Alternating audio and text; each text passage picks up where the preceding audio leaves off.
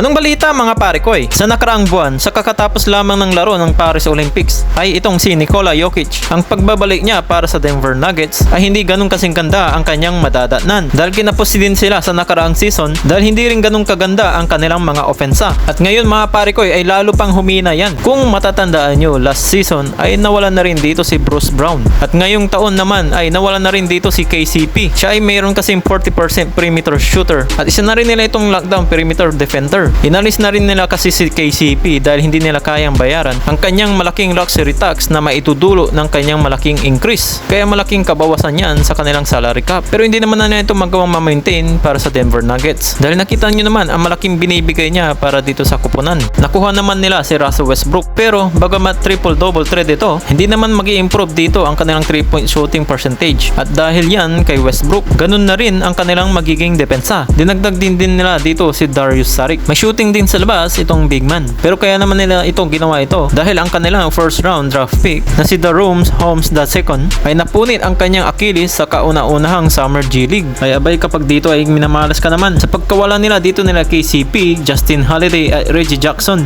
ay kinakailangan dito gamitin ni Coach Michael Malone ang mga hindi pa mga subok ang kanilang mga bata. Kagaya nila dito nila Christian Brown, Peyton Watson at Julian Strather na isang malaking sugal para lamang dito makatipid ng malaking pera. At ang icing on the king para sa Denver Nuggets ay itong si Jamal Murray ay obvious na hindi maganda ang kanyang nilaro para sa Paris Olympics. Ayon kasi dito sa report mula na rin dito sa management ay meron itong iniinda kung bakit bagsak ang kanyang mga nilalaro. Kaya malamang mga pare ko ay hindi ito 100% ito sa pagsisimula sa regular season ng NBA. Kaya malaki ang hinaharap na problema dito ni Nikola Jokic at pati na rin ang buong kupunan ng Denver Nuggets.